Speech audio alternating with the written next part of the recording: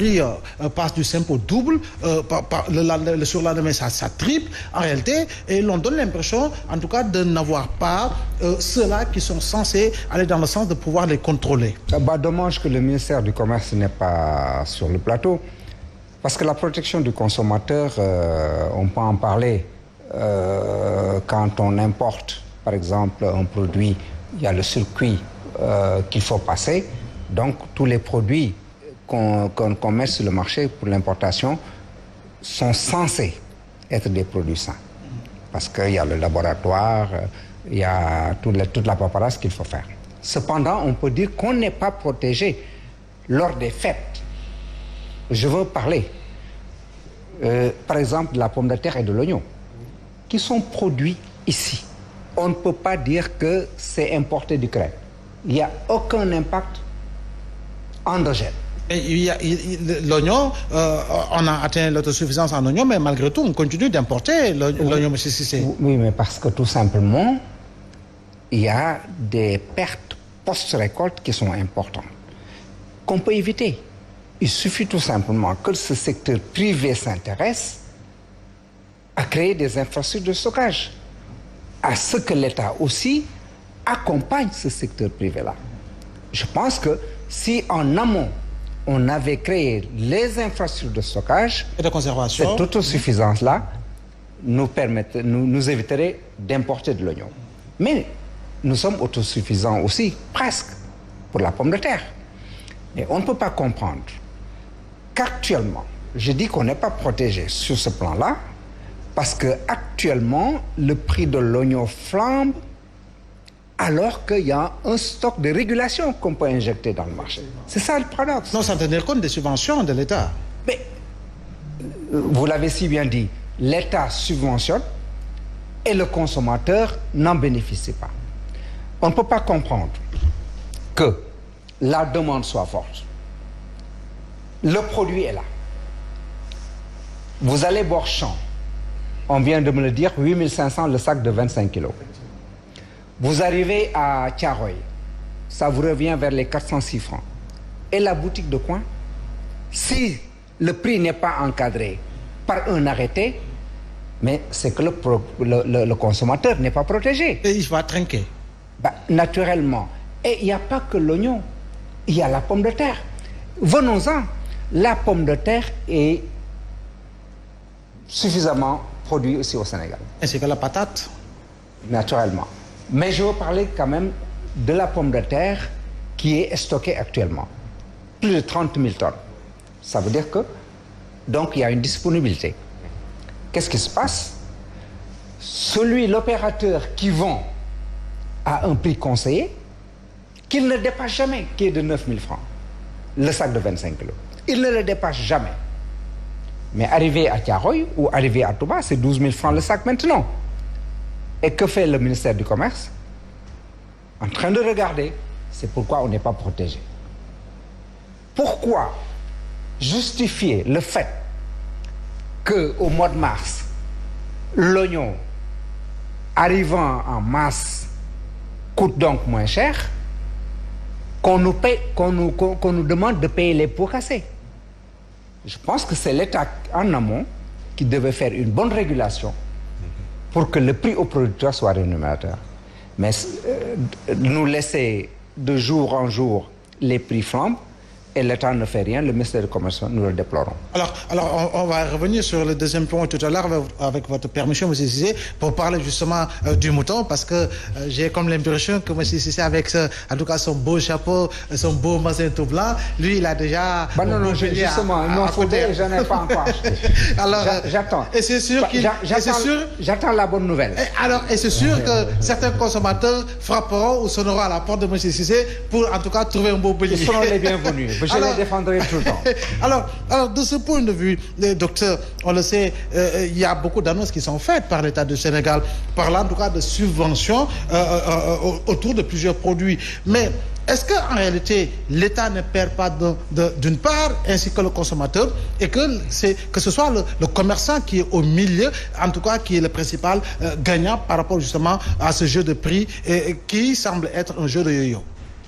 Parce que lorsque l'État subventionne, il se fixe les objectifs. Ça veut dire que s'il ne les atteint pas, forcément, on peut penser à une perte. Je me rappelle d'un débat que j'avais donc animé ici et co-animé avec M. Cissé et l'autre même avec Momar. Tout ça parle toujours des subventions. Donc le premier débat, ça porte sur les subventions à la consommation concernant le blé pour les 47 milliards. L'autre, c'était avec Momar lorsqu'on parlait de la baisse des prix de certaines denrées avec une subvention allant jusqu'à 50 milliards, etc. Maintenant, si les pouvoirs publics font autant d'efforts et que ce n'est pas ressenti au niveau du panier de la ménagère, ça veut dire que pour moi, c'est un échec. Donc ça veut dire qu'il faudrait voir pourquoi. Pourquoi, malgré certains efforts dont les pauvres sont disposés à consentir, le consommateur final ne le ressent pas. Donc pour cela, il faudrait, pour moi, revoir le système. Revoir le système de telle sorte que, vraiment, parce que comme on le dit souvent, lorsqu'il y a beaucoup d'intermédiaires, souvent à chaque niveau, la personne cherche une marge. Donc du coup, plus il y a des intermédiaires, plus le prix devient beaucoup plus cher. Maintenant, avec cette forme de commerce qui normalement devait être initiée depuis longtemps par même les organisations commerçantes, malheureusement les gens à ce niveau-là avaient quand même raté vraiment l'occasion idéale. C'était donc au début des années 2000. Après, il y a d'autres distributeurs qui sont arrivés, qui cherchent tant soit peu à réguler un peu. Mais si ces grandes forces continuent à exister, parce que souvent leur stratégie consiste à fournir en grande quantité certains biens de grande consommation pour une fête quelconque. Cela veut dire que lorsqu'on se dirige vers une fête comme la Tabaski, dès que vous entrez, vous allez voir que ce soit la pomme de terre, l'oignon, autres là, toutes ces denrées-là qui sont fortement demandées et sont correctement approvisionnées. Parce que ce qui les intéresse, ce n'est pas de faire de la spéculation pour gagner un peu plus, mais vendre le maximum, voilà, pour effectivement faire un bon chiffre d'affaires. Parce que là, c'est un comportement professionnel. Encore une fois, je pense qu'on pourrait continuer à encourager les commerçants à se moderniser davantage.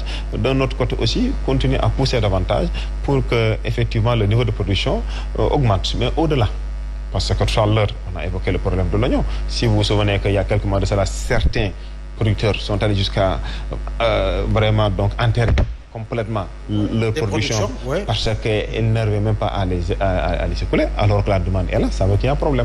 Là, c'est la conservation. Bref, c'est toute une chaîne. Toute une chaîne qu'il faudrait revoir. Essayer là de regarder en profondeur là où vraiment il y a des manquements, apporter des solutions correctives adaptées en concertation avec les acteurs. Parce que souvent, certains, en s'enfermant entre quatre murs dans le bureau, pensent qu'ils détiennent des solutions miracles. Alors que ce n'est pas le cas. Ceux qui sont sur le terrain, ils connaissent le terrain et il faudrait les associer. Ce qu'on appelle vraiment la gouvernance participative. C'est extrêmement important. Alors, M. Cissé, avant justement de parler de la problématique du mouton, aujourd'hui, quel est le message que vous lancez aux consommateurs sénégalais? Parce qu'en réalité, vous l'avez effleuré tout à l'heure, à la veille de la célébration de certaines grandes fêtes, on note une certaine cupidité, en tout cas, je ne généralise pas, mais de certains commerçants en produits comme en services. À la veille de la fête, les prix des taxis, des transports flambent, les prix des denrées flambent, mais pratiquement tout flambe. Quel est le message principal que vous, organisation de défense des consommateurs, avez à donner justement aux consommateurs sénégalais? La première des choses, c'est que pour les produits qui sont encadrés, il faut avoir un esprit de dénonciation automatique. Parce qu'il n'est pas question qu'on fasse une subvention à la consommation et que c'est le vendeur qui récupère cela et non pas le consommateur, premièrement. Deuxièmement, essayer de faire des achats au lieu de le faire à la boutique du coin, qui est trop cher. Essayez de voir dans les centrales comme Thiaroye, Marché Gueule-Tapée. On peut s'approvisionner. Là, au moins, il y a une différence quand même par rapport au prix. Par rapport au prix. Et toujours est-il qu'il va falloir avoir un bon comportement par rapport à son pouvoir d'achat. Et rien ne sert de faire des extravagances alors qu'il y a l'après-Tabaski. Je pense qu'il faut sensibiliser les gens pour qu'ils aient un bon comportement par rapport à l'achat, par rapport à leur pouvoir d'achat. D'accord. Mais par rapport, qu'en est-il justement à l'augmentation également de l'aliment bétail? Parce qu'en réalité, cela impacte également sur le prix du mouton. En effet, l'aliment de bétail, les opérateurs s'en servent beaucoup. Et il faut noter que l'État a mis sur le marché 3000 tonnes. Et ces 3000 tonnes, le sac était vendu, prix du marché, 14 000 francs. Avec la subvention, le sac est vendu aux opérateurs à 5 000 francs. 200 francs plus qui concerne la manutention. Mais comme l'a dit mon co-débatteur, cette subvention-là, normalement, doit être quantifiée et doit revenir aux consommateurs. Ce qui n'est pas le cas et ce qui est loin d'être le cas, M. Cissé. Et ce qui n'est pas le cas. Et nous le déplorons. C'est pourquoi nous attirons l'attention des organisations d'éleveurs, comme Ismaïla, mon ami, qu'au moins qu'ils sensibilisent leurs membres en leur disant l'État a subventionné. De 14 000, on est passé à 5 000. Vous avez la gratuité de l'eau. Vous avez la gratuité de l'électricité. Vous ne payez pas de taxes foncières. Vous ne payez aucun... toutes les taxes sont suspendues. Donc, si on quantifiait cela, normalement, ça représente une certaine somme. Mais cette somme-là est toujours captée par les vendeurs. Et ça, je pense qu'il va falloir qu'ils deviennent des patriotes. Qu'ils deviennent des patriotes, parce que ça, c'est le sens du patriotisme. Alors M. Cissé vient de dire une chose intéressante. Je dis une révélation de taille, électricité gratuite, eau gratuite, pas de taxes par rapport justement au lieu d'occupation. Ce qui veut dire qu'en réalité, le prix du mouton ne devrait pas être aussi exponentiel. On devait prendre en considération toutes ces gratuites-là pour dire que si l'État le fait, c'est pour que le mouton soit accessible.